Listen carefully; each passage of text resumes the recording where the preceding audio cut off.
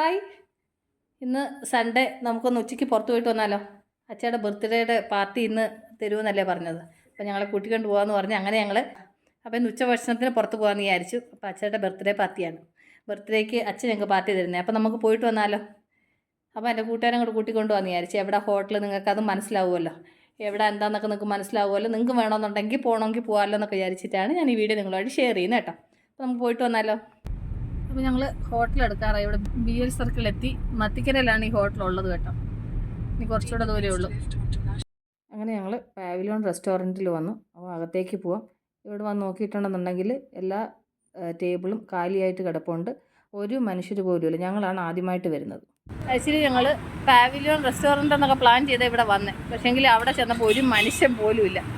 Full എന്താ പറയുന്നത്, കാലിയായിട്ട് കിടക്കുന്നത്. പിന്നെ ആരും അങ്ങോട്ട് ശരിക്കും റെസ്പോൺസ് ചെയ്യുന്നില്ല. ഒരു ഇതില്ല. പിന്നെ കുറച്ച് നേരം അവിടെ ഇരുന്നിട്ട് ആരും വന്ന് എന്താണെന്ന് ഒന്നും ചോദിക്കുന്നൊന്നുമില്ല. ആകുമ്പോൾ അവിടെ ഒരു എന്താ പറയുന്നത്, ഒരു റിസപ്ഷനുണ്ട്. അല്ലാതെ ആരും വരുന്ന എടുക്കുന്നൊന്നുമില്ല. അങ്ങനെ പിന്നെ കുറച്ച് നേരം ഇരുന്നിട്ട് പിന്നെ ഞങ്ങൾ അവിടെ നിന്ന് ഇറങ്ങി കേട്ടോ. ഇവിടെ നിന്ന് ഇറങ്ങിയിട്ട് ഇനിയിപ്പോൾ ഞങ്ങൾ വേറൊരു ഹോട്ടലിലോട്ട് പോകാമെന്ന് വിചാരിച്ചിട്ട് വന്നതാണ്. ഞാൻ ഇന്ന് വരെ ഈ പോയൊരു ഹോട്ടലിൽ ഇങ്ങനത്തെ ഒരു ഇത് ഞാൻ ഫേസ് ചെയ്തിട്ടില്ല. കാരണം വെച്ചാൽ നമ്മൾ ഒരു ഹോട്ടലിലോട്ട് ചെന്ന് കഴിഞ്ഞാൽ അവിടെ നിറയെ ആൾക്കാരുണ്ട്. ഇത് എല്ലാ സീറ്റ് ഇങ്ങനെ കാലി കിടക്കുന്നു. അത് കഴിഞ്ഞിട്ടാണെന്നുണ്ടെങ്കിൽ പിന്നെ തിരിച്ച് ഞങ്ങൾ അവിടെ പോയി ഇരുന്ന് കുറച്ച് നേരം. എന്നാൽ ശരി, ആരെങ്കിലും വരും, വന്നിട്ട് എന്താ വേണ്ടതെന്ന് പറയാം. ഇരുന്ന് കുറേ കഴിഞ്ഞിട്ട് ആൾക്കാർ വരുന്നില്ല. അത് കഴിഞ്ഞ് പിന്നെ കുറേ കഴിഞ്ഞിട്ടാണ് വന്നത്. അപ്പം അന്ന് കഴിഞ്ഞ് വെച്ച് പിന്നെ ശരിയെന്ന് പറഞ്ഞിട്ട് അവിടെ ബഫേ സിസ്റ്റം ഉണ്ട്, അല്ലാത്ത ഇതുകൊണ്ട് ഒരു മനുഷ്യൻ പോലും ഇല്ല. പിന്നെ അന്ന് കഴിഞ്ഞിട്ട് പിന്നെ നമ്മൾ അവിടെ നിന്ന് ഇറങ്ങി കേട്ടോ. എന്നാൽ ശരി, വേറെ ഹോട്ടലിൽ പോകാമെന്ന് വിചാരിച്ചിട്ട് ഇങ്ങനെ വെളി ഇറങ്ങി ഇങ്ങനെ നിൽക്കുക. വണ്ടി എടുക്കാൻ വേണ്ടിയിട്ട് വെയിറ്റ് ചെയ്യുക ഞാൻ.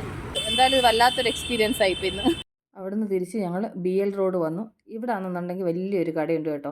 ഇവിടെ മാറ്റുകൾ അങ്ങനത്തെ സംഭവമെല്ലാം തൂക്കി വിൽക്കും. അവിടെ ഞാൻ തിരിച്ച് വരുന്ന സമയത്ത് ഇതിനകത്തൊന്ന് കയറിയിട്ട് എൻ്റെ കൂട്ടുകാരെ കാണിക്കാം ഇവിടെ എന്തൊക്കെ സാധനങ്ങളുള്ളതെന്നുള്ളത് ഒരു ചെറിയൊരു വീഡിയോ നിങ്ങളുമായിട്ട് ഞാൻ ഷെയർ ചെയ്യാം. ഇപ്പോൾ ഞാൻ റോഡ് ക്രോസ് ചെയ്യുന്ന സമയത്ത് ഇത് കണ്ടപ്പം ഞാൻ വെറുതെ ഇതിൻ്റെ ഒരു വീഡിയോ ഇങ്ങനെ ഒന്ന് വ്യൂ എടുത്തന്നേ ഉള്ളൂ. അത് കഴിഞ്ഞ് ഡീറ്റെയിൽ ആയിട്ട് പറയാം കേട്ടോ. അങ്ങനെ ഞങ്ങളിവിടെ തലപ്പാക്കട്ടി റെസ്റ്റോറൻറ്റിലാണ് ഞങ്ങൾ ഫുഡ് കഴിക്കാൻ വേണ്ടി വന്നത്. ഇവിടുന്ന് ഇങ്ങനെ കയറി മുകളിലേക്ക് പോകണം. ഇതിൻ്റെ മുകളിലത്തെ ഫ്ലോറിലായിട്ടാണ് ഹോട്ടലുള്ളത്. ഇത് ഞാൻ ഒരു പ്രാവശ്യം വന്നിട്ടുള്ളതാണ്.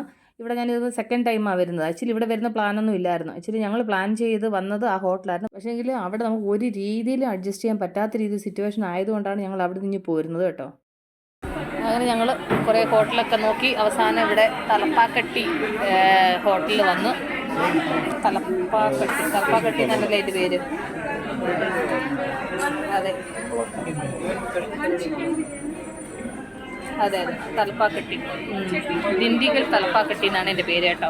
ഇവിടെ BL സർക്കിൾ റോഡ്, രാമയ്യ കോളേജിൻ്റെ ഒക്കെ അടുത്തായിട്ട്. അങ്ങനെ ഞങ്ങൾ അവിടെ വന്നു ഓർഡറൊക്കെ ചെയ്തിട്ട് ഇങ്ങനെ വെയിറ്റ് ചെയ്യാണ്.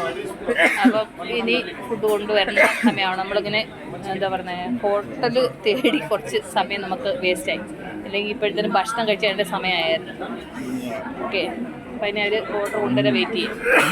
ഇത് വന്നിട്ട് ഇവിടുത്തെ സ്റ്റാർട്ടറിൻ്റെ മെനു ആണ്. ഇതൊരു സെപ്പറേറ്റ് ആയിട്ടൊരു മെനു ഉണ്ട്. ഇത് നമുക്ക് ഇഷ്ടമുള്ളത് ഓർഡർ ചെയ്യാം. അത് കഴിഞ്ഞ് ഇപ്പുറത്തായിട്ട് എൻ്റെ മക്കൾ ഇവിടുത്തെ മെനു ലിസ്റ്റിൽ നോക്കിയിട്ട് എന്തൊക്കെയോ നോക്കുന്നുണ്ട്. എന്താ വേണ്ടതെന്ന് അവർ രണ്ടുപേരും കൂടെ തീരുമാനിച്ചിട്ടില്ല. രണ്ടുപേരും ഓരോന്ന് അങ്ങോട്ടും ഇങ്ങോട്ടും പറഞ്ഞുകൊണ്ടിരിക്കുന്നു. ഫൈനലിൽ എന്തെങ്കിലും തീരുമാനിച്ചിട്ട് ഓർഡർ കൊടുക്കണം. അതിന് വേണ്ടിയിട്ട് വെയിറ്റ് ചെയ്യണം. അത് കഴിഞ്ഞിട്ട് ഞങ്ങൾ ഓർഡർ കൊടുത്തു. ആദ്യം ഞങ്ങൾ സൂപ്പാണ് ഓർഡർ ചെയ്തത്. അപ്പം മട്ടൻ സൂപ്പ് കഴിക്കാമെന്ന് വിചാരിച്ചു. അങ്ങനെ നല്ല ചൂടോടെ മട്ടൻ സൂപ്പ് വന്നിട്ടുണ്ട്. അപ്പോൾ ആദ്യം മട്ടൻ സൂപ്പൊന്ന് കഴിക്കട്ടെ. അത് കഴിഞ്ഞ് കഴിച്ച് പിന്നെ ആണെങ്കിൽ ചിക്കൻ ലോലിപോപ്പ്. അത് കഴിഞ്ഞ് അപ്പോഴത്തേനും അവർ വാഴയിലയും ഒക്കെ കൊണ്ടുവച്ചു. അത് കഴിഞ്ഞ് അവർ നമുക്ക് സെർവ് ചെയ്ത് തന്നു. ഓരോ സാധനങ്ങൾ കൊണ്ടുവരുന്ന സമയത്ത് അവർ നമുക്ക് സെർവ് ചെയ്ത് തരുന്നുണ്ടായിരുന്നു.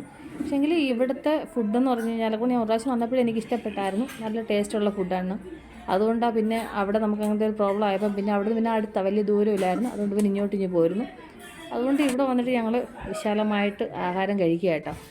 അത് കഴിഞ്ഞ് ചിക്കൻ മസാലയും പൊറോട്ടയും മേടിച്ചു.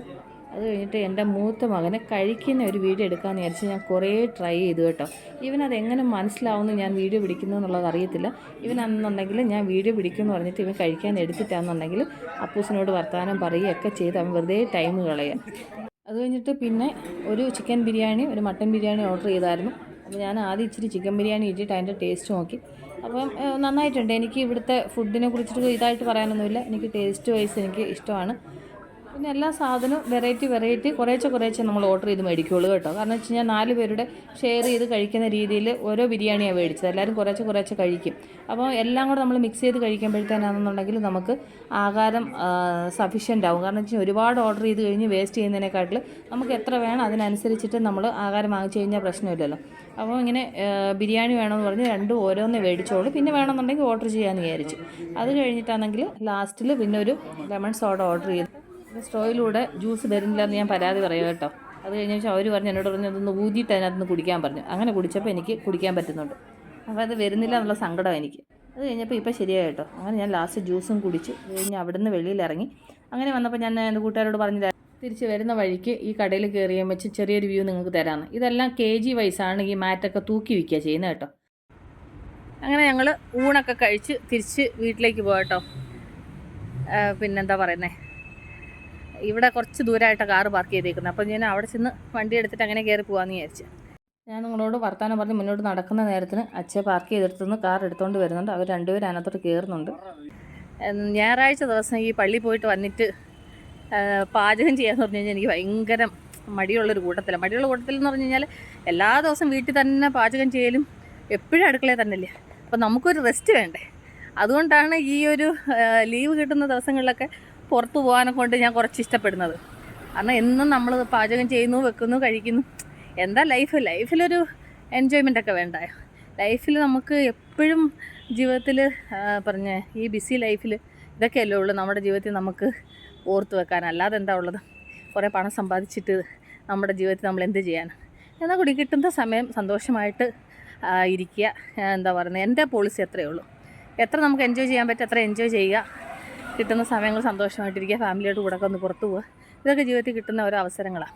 അപ്പോൾ ഞാൻ വെറുതെ ഈ വീഡിയോ എൻ്റെ കൂട്ടുകാരായിട്ട് ഷെയർ ചെയ്തതേ ഉള്ളൂ. ഇപ്പം ആ ഹോട്ടൽ കാണുന്ന സമയത്ത് എൻ്റെ കൂട്ടുകാർക്ക് ശരി എന്നാൽ അത് നന്നായിട്ടുണ്ടല്ലോ, നല്ല ഹോട്ടലാണ്, പോകാമെന്ന് തോന്നിക്കഴിഞ്ഞാലോ എന്ന് വിചാരിച്ചിട്ട് ഈ വീഡിയോ ഷെയർ ചെയ്തതാണ്.